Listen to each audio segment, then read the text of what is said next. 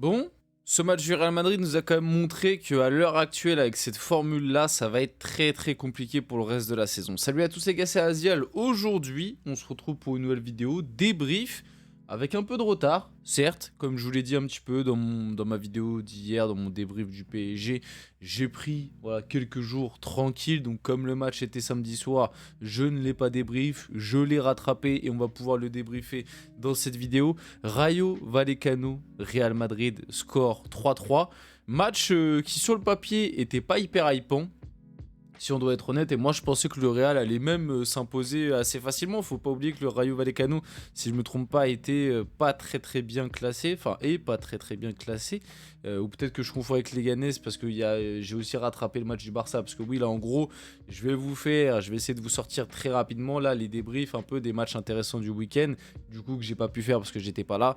Donc le Barça, ce débrief là avec le Real et le City United avec encore une fois un scénario assez spécial. Donc oui, le Real que moi je pensais que le Real allait s'imposer assez facilement face au Rayo Vallecano, et bah ça n'a pas du tout été le cas. Et j'ai même envie de dire que le match nul est quand même plutôt bien payé au final, même si en fin de match t'as repris le dessus, t'as poussé et t'aurais pu mettre le 4-3, t'aurais pu aussi très bien le prendre parce qu'il y a eu des arrêts de Courtois, il y a eu cette occasion là à la fin avec le jeune. Donc mine de rien, quand tu regardes un petit peu la physionomie du match, moi, je trouve quand même que le match nul est limite bien payé. Et surtout, le truc intéressant, le fait un petit peu intéressant de ce match, c'est que moi, je réclamais depuis un petit moment de voir un match sans Kylian Mbappé, histoire de juger un petit peu sur Real Madrid. Et bah, j'ai vu, et je vais le prendre en compte, ne vous inquiétez pas, je ne suis pas langue de bois. Et ce match montre quand même que il y a beaucoup de soucis. Même si j'aurais bien aimé voir un match du Real Madrid version l'année dernière, donc avec Vini sur le terrain. Vini n'était pas là, c'était Arda Güler, Rodrigo devant. Mais, euh, mais en tout cas, je voulais un match sans Mbappé pour voir. Et j'ai vu que ce Real, même sans Mbappé, avait quand même énormément de problèmes, énormément de lacunes. Et on va parler de tout ça dans ce débrief. Voilà, avant que la vidéo commence, n'hésitez pas à la liker, commenter, partager et vous abonner. Ça fait toujours plaisir et ça aide pour le développement de la chaîne. Et nous, on va pouvoir y aller dès maintenant, après cette petite semaine de repos. Enfin, en vrai, c'est plus 4-5 jours où voilà, on s'est un petit peu reposé, tranquille. Là, on va réattaquer à fond. Donc, n'hésitez pas à mettre le petit like, c'est ça qui aide. Voilà, le petit abonnement, tout ça, commentaire, n'hésitez pas à me dire ce que vous avez pensé du match. Et nous, on peut y aller dès maintenant du coup. Donc, commençons par la compo. Bon, en réalité, c'était pas vraiment ça, hein, vous commencez à connaître. En réalité, c'était une sorte de 4-2-3-1, 4-4-2 un peu bizarre. En fait, la même chose que nous fait Carlo Ancelotti depuis le début de la saison. On comprend pas trop. C'est-à-dire qu'au début, on a eu un Rodrigo un peu plus en pointe, Arda Güler à droite, Brahim Diaz à gauche, mais à des moments, t'avais Bellingham en 10, mais à des moments, t'avais Bellingham qui était aussi côté gauche, et puis après, avec la rentrée de Vinicius, t'as Rodrigo qui est passé à gauche, Vini qui est passé en... Bref, on n'y comprend plus rien. Lors du dernier match, Ancelotti il avait remis Mbappé dans ce rôle un petit peu de neuf et Vinicius qui avait repris un peu le côté gauche. Là, Vinicius il rentre, il n'y a pas Mbappé, il le fout en pointe et il laisse Rodrigo à gauche. Franchement, et je pense que ça résume bien. Je pense que ça résume bien ce match du Real Madrid, c'est on n'y comprend plus rien. Et j'ai l'impression qu'il y a pas mal de joueurs aussi qui n'y comprennent plus rien. Un coup, il y en a un, il joue en 10, après le match d'après, il joue à gauche, et puis le match d'après, il joue à droite, et puis le match d'après, il joue en 9, et puis un coup, on est en 4-4-2 à plat, et puis après, on est en 4-4-2 en losange, et puis après, on est en 4-2-3-1, et puis après, on est en 4-3-3, et puis c'est jamais les mêmes joueurs, c'est jamais la même compo, c'est jamais la même animation. En fait, c'est un fouillis total. Il n'y a pas de plan de route clair et net. Je pense qu'Ancelotti est complètement perdu tactiquement.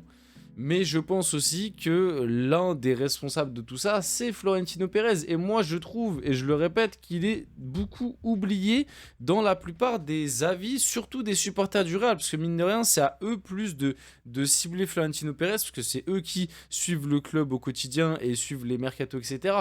Nous, on va dire qui...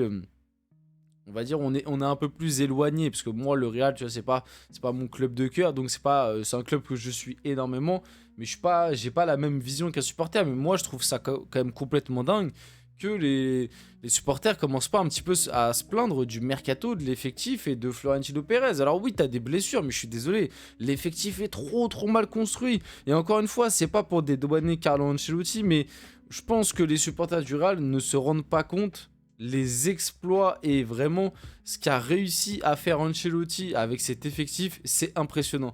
Parce que même déjà l'année dernière, l'effectif était super mal construit. Même déjà l'année dernière, tu avais des manques avec les blessures et tout. Et malgré tout ça, tu as réussi à aller chercher une Liga et une Ligue des Champions en faisant seulement 2 défaites dans la saison. Je pense vraiment que on se rend pas compte de l'exploit entre guillemets. Bon après c'est pas que grâce à Ancelotti, hein, c'est parce qu'aussi tu avais un Bellingham qui pétait le feu. Pareil pour un Vinicius en deuxième partie de saison. À des moments, tu as eu un Brahim qui t'a sauvé. Tu as eu un moment un Rodrigo. Tu as Thibaut Courtois qui est encore une fois, et on l'a vu sur ce match-là, qui te sauve des points et voilà. Et il y a un grand dicton qui dit que pour aller gagner une Ligue des Champions, il te faut un grand attaquant et un grand gardien. L'année dernière, t'avais les deux. T'avais Vinicius et t'avais Courtois. Même si c'était Lunin. Lapsus révélateur, l'année dernière, c'était Lunin, mais Lunin a fait le taf et t'avais Courtois pour la finale. Et cette année, dans ce début de saison, t'as Courtois. Mais oui, ce Real est trop mal construit. Là, on l'a bien vu, les latéraux, c'est compliqué. Dès que tu mets un petit peu de... Tu vois, dès que c'est un petit peu sous pression, dès qu'il y a un contexte un peu compliqué, ouah, tout de suite toutes les lacunes ressortent. Lucas Vasquez, bon bah voilà, moi ce mec a pas le niveau Real Madrid et encore moins en tant que latéral droit. Enfin, je sais même pas quel poste tu pourrais l'utiliser pour être au mieux. Peut-être un peu plus en tant que milieu droit, tu vois, des pistons. Mais là, en latéral droit, c'est quand même compliqué, globalement. Même là, Tchouaméni Rudiger, après Tchouaméni Rudiger, en même temps, tu vois, sur ce match-là, les latéraux, c'était tellement compliqué que. Mais ils ont pas été dingos, encore une fois. Tchouaméni, putain, il y a eu des phases avec le ballon, notamment, il y a un extrait qui a beaucoup tourné sur les réseaux, mais.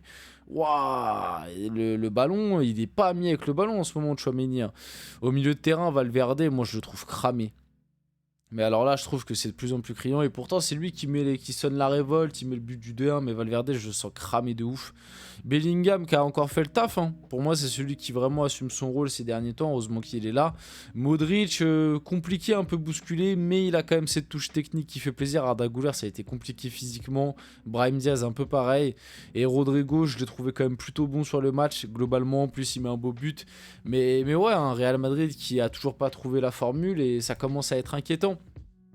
Ça commence à être inquiétant parce que tu étais mené 2-0 sur ce match-là face à Vallecano, oui. Et t'arrives un peu par miracle. Bon, il y a eu des faits de jeu, on va pas revenir sur l'arbitrage, mais il y a eu ce fait de jeu. Parce que l'arbitrage a fait beaucoup polémique, hein. Ce week-end, du côté de l'Espagne, entre le match du Barça et le match du Real, l'arbitrage est énormément revenu, hein. Et même finalement, un peu. En fait, ce week-end, l'arbitrage a beaucoup fait polémique un peu partout, parce que même en France, le Marseille-Lille, ça a fait polémique aussi. Le le PSG-Lyon, un petit peu aussi sur 2-3 actions. Donc, il y a eu beaucoup de faits de jeu qui ont dérangé ce week-end. Et c'est vrai que ce Real Vallecano. Bon, il y a ça, tu vois, où bon, la faute, je pense, c'est plus à l'extérieur, mais il y a faute de Rudiger pour moi. Mais bon, comme l'arbitre a pas sifflé, je pense pas que la VAR puisse revenir. Il y a aussi le fameux penalty ou pas sur Vinicius. Franchement, c'est à vitesse réelle. Moi, je siffle penalty tous les jours, mais en fait, quand tu vois les ralentis, en fait, t'as plus l'impression que c'est la jambe de Bellingham qui tape Vinicius que celle du défenseur. C'est très compliqué à dire, honnêtement, ça mériterait limite une vidéo entière, donc on va pas s'attarder là-dedans. Donc comme j'ai dit, tu fais quand même l'exploit sur une magnifique frappe de Valverde et sur une tête de Bellingham de revenir à 2-2 à la mi-temps. Et honnêtement, c'est un exploit que tu t'en sortes avec le 2-2 à la mi-temps, parce que pour moi, sur la première mi-temps, mais Vallecano, ils te mettent une drill, mais tu vois pas le jour. Jude Bellingham qui lui il s'arrête plus, hein. Sur les 5 derniers matchs il a été buteur à chaque fois et franchement c'est très solide Bellingham là depuis un certain temps, et il prend vraiment son rôle de leader et ouais, il porte ce Real, hein. On va pas se mentir, à l'heure actuelle c'est Bellingham là, sur on va dire le dernier mois qui porte plus le Real, parce qu'il y a eu Vini qui a eu sa blessure, etc. Rodrigo qui met le but du 3-2, le but est magnifique, le 3-3 après de Vallecano. Et comme j'ai dit en fin de match, on a eu On a eu un Real Madrid un peu mieux, un peu plus dominateur, notamment la rentrée de Vini qui a fait du bien parce que voilà, il fait directement peur aux défenses et même il prend le ballon, il est capable de faire une diff et tout. Mais globalement, si tu prends la rencontre, c'est très décevant. Ce match du Real Madrid est très décevant. Vini qui aussi était très frustré, ça peut se comprendre sur certains trucs, sur d'autres un peu moins.